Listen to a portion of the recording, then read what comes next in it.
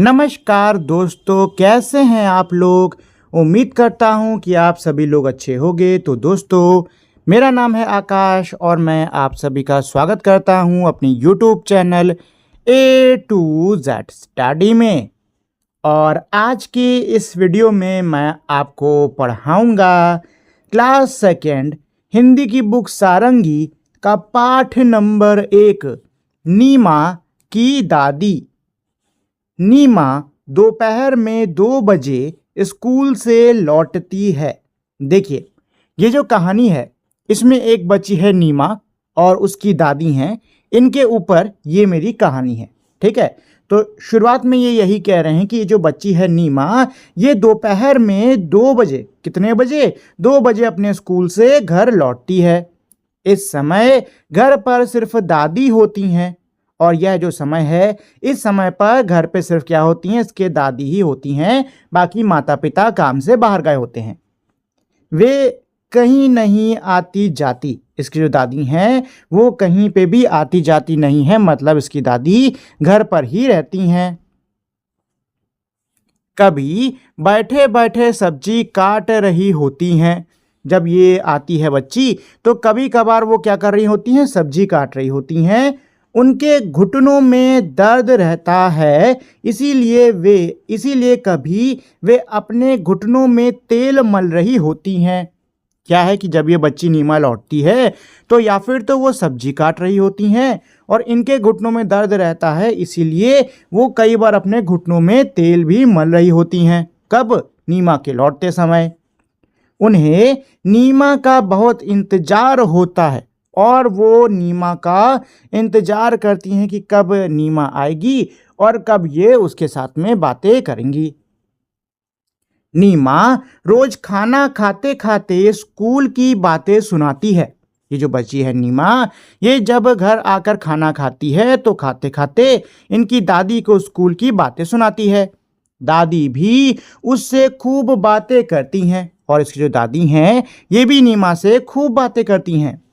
शाम को नीमा खेलने जाती है। जब शाम का समय हो जाता है तो ये जो बच्ची है नीमा, ये खेलने के लिए जाती है। एक दिन नीमा खेलने के लिए जाने लगी तो दादी बोली, नीमा थोड़ी देर बैठ जा। एक दिन की बात है, जब नीमा ऐसे ही खेलने के लिए शाम को जाने लगी तो इसकी दादी एकदम से बोल पड़ी कि नीमा थोड़ी देर बैठ जा, मतलब थोड़ी देर बैठ, बाद में जाना। क्यों? नीमा पलटकर बोली। ये सुन के जो ये बच्ची है ये पूछते, क्यों, क्या हो गया दादी? मेरा समय नहीं कटता, दादी बोली। ये सुन के जो दादी हैं ये कह रही हैं कि बेटा मेरा समय नहीं कटता, तुम साथ में रहती हो तो बात बात करते हैं, समय कट जाता है, तुम नहीं होती हो तो मेरा समय नहीं कटता। नीमा रुकी। अब ये सुन के जो नीमा है वो रुक जाती है, फिर दौड़कर दादी की चप्पलें ले आई और बोली, दादी आप भी मेरे साथ खेलने चलिए। जो ये नीमा है ये रुकती है, फिर तुरंत दौड़ के जाती है और अपनी दादी के लिए उनकी चप्पलें ले आती है और कहती है कि दादी एक काम करो, आप भी मेरे साथ खेलने चलो। खेलने में समय बहुत ही जल्दी कटता है। खेलने में ये जो समय है ये बहुत ही जल्दी कट जाता है, पता ही नहीं चलता कब समय बीत गया। मैं 5 बजे खेलने आ जाती हूँ पर 10 मिनट में ही 6 बज जाते हैं। बच्ची यही कह रही है कि मैं 5 बजे खेलने जाती हूँ और 10 मिनट ही खेलती हूँ कि 6 बज जाता है। मतलब खेलते खेलते इसको लगता है कि यार अभी 10 ही मिनट हुआ, इतनी देर में क्या होता है, घंटा बीत जाता है। दादी जोर से हंसी। ये सुन के जो दादी हैं वो जोर से हंसने लगी। फिर वे दोनों खेल के मैदान की ओर चल पड़े। फिर दोनों, दादी और नीमा, खेल के मैदान की ओर चल दिए। ठीक है दोस्तों, तो ये था हमारा पूरा का पूरा पाठ और इस पाठ के जो लेखक हैं वो है शशि सबलोक। ठीक है दोस्तों, चलिए, तो ये तो मेरा पूरा पाठ हो गया है। अब इसके बाद में इसके प्रश्न उत्तर, चलिए इसको कर लेते हैं। तो बातचीत के लिए प्रश्न नंबर 1, नीमा की दादी घर पर ही क्यों रहती हैं? तो नीमा की जो दादी हैं ये घर पर ही क्यों रहती हैं? हमने पाठ की शुरुआत में पढ़ा था ना कि जब नीमा स्कूल से लौटती है तो उसे दादी कहाँ मिलती हैं? घर पे ही मिलती हैं, वो कहीं आती जाती नहीं। तो यहाँ पे यही सवाल पूछ रहे हैं कि जो नीमा की दादी हैं वो घर पर क्यों रहती होंगी। तो देखो, इसके कई सारे हमारे रीजंस हैं। पहला रीज़न तो ये है कि भाई नीमा की दादी क्या है, काफ़ी बूढ़ी हो गई हैं, ठीक। और बूढ़े लोगों को ज़्यादा इधर उधर आना जाना नहीं पसंद होता है। दूसरा रीज़न ये है कि इसके हो सकता है माता पिता बाहर हों, घर में ना हो, तो घर अकेला ना छोड़ें, इसलिए हो सकता है वो घर ही में रहती हूँ। ठीक है। और इसके अलावा हो सकता है कि इनकी दादी जो हैं वो उस समय बैठ के घर में जो बचे हुए घर के जो काम है वो सब निपटाने के लिए कि ना जाती हूँ बाहर। क्या रहेगा, अगर बाहर चले गए तो घर के काम कौन करेगा। ठीक है। तो कई सारे इसके कारण हो सकते हैं। चलिए, प्रश्न नंबर 2, मैदान में जाकर दादी ने क्या किया होगा। तो मैदान में जाके दादी ने क्या किया होगा, मैदान में जाके दादी ने नीमा के साथ खेल खेला होगा, या फिर हो सकता है वो मैदान में कहीं बैठ गई हो और बच्चों को खेलते हुए देखने लग गई हो। ठीक है, तो कुछ भी हो सकता है। प्रश्न नंबर 3 क्या कह रहा है, नीमा कहती है मैं 5 बजे खेलने जाती हूँ पर 10 मिनट में ही 6 बज जाते हैं, क्या आपके साथ भी ऐसा होता है। प्रश्न 3 क्या कह रहा है कि भाई नीमा ये बोल रही थी ना कि मैं 5 बजे खेलने जाती हूँ और 10 मिनट में ही 6 बज जाता है, तो क्या बच्चों आपके साथ में भी ऐसा होता है। तो देखो, जब हम लोग खेलने जाते हैं ना तो समय कितना जल्दी बीत जाता है पता ही नहीं चलता। मैं आपको एग्जांपल बताता हूँ। पहले ना मैं क्रिकेट खेलने जाता था, ठीक है, 4 बजे चला जाता था खेलने के लिए, जाते थे, 2 मैच मुश्किल से होते थे और शाम के कहीं 6 बज रहा है, कहीं 6:30 बज रहा है, ऐसा टाइम हो जाता था। ठीक है ना।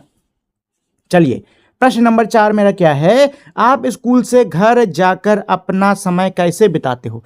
तो बताओ बच्चों, आप लोग जब स्कूल से घर जाते हो तो अपने समय को कैसे बिताते हो। तो भाई स्कूल से घर जाके हम लोग कई सारे काम करते हैं, खाना खाते हैं, कुछ बच्चे आराम से टीवी देखते हैं, आराम करते हैं, कुछ बच्चे जाके सो लेते हैं, मतलब बहुत सारे काम हम लोग घर से स्कूल जाकर करते हैं। ठीक है। चलिए, नीचे दिए गए प्रश्नों के उत्तर लिखिए। ये जो मेरे प्रश्न हैं इनके उत्तर आपको लिखने होंगे। इस कहानी में कौन कौन है। तो बच्चों इस कहानी में कौन कौन है, इस कहानी में कौन है, इस कहानी में है नीमा और नीमा की दादी। इस कहानी में कौन कौन है, इस कहानी में नीमा और दादी हैं। ठीक है दोस्तों।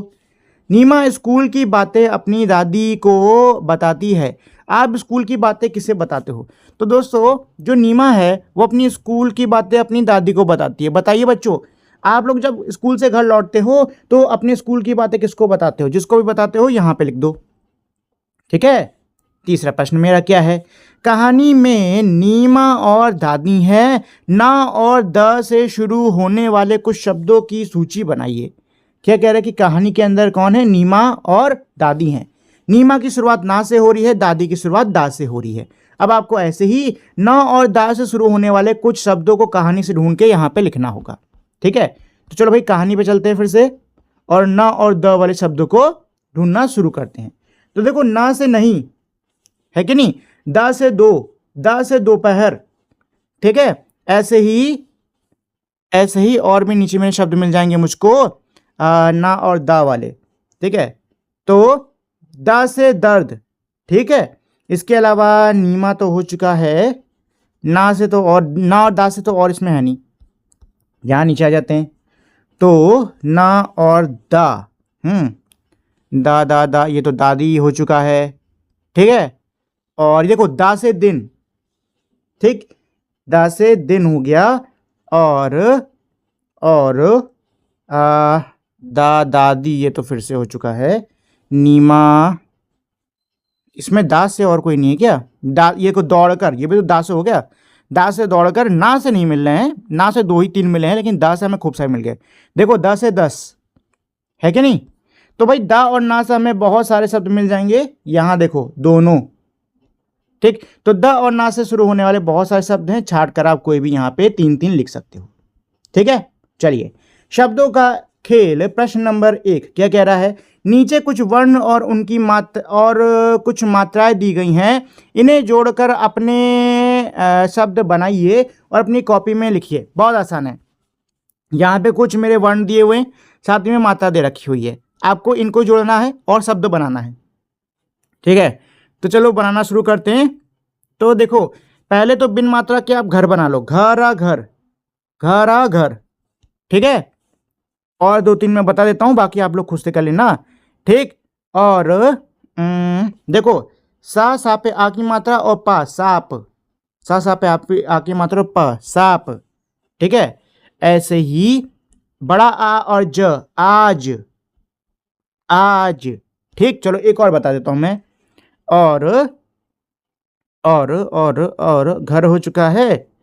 और खा पे आ की मात्रा, ये लो, खा पे आ की मात्रा, ना पे आ की मात्रा खाना।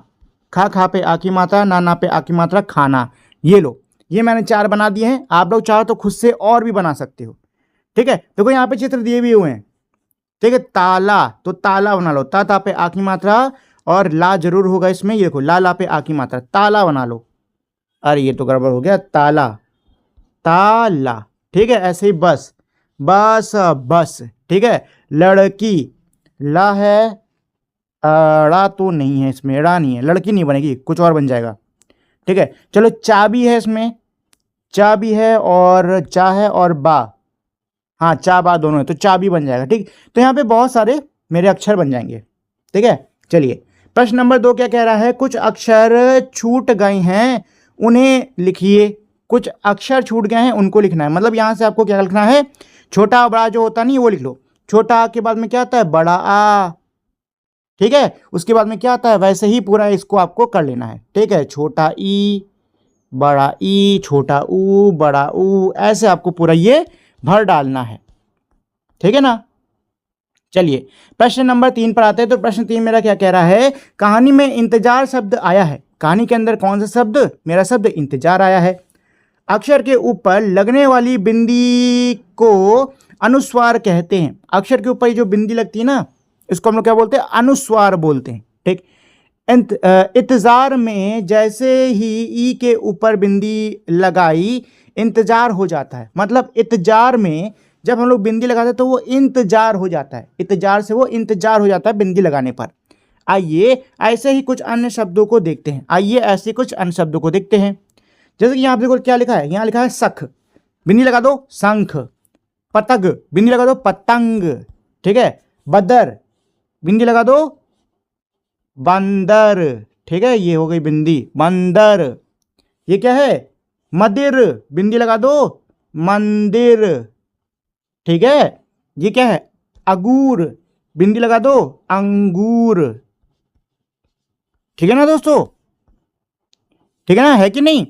ठीक, तो ये जो बिंदी होती है इसको क्या बोलते हैं, इसको हम बोलते हैं अनुस्वार।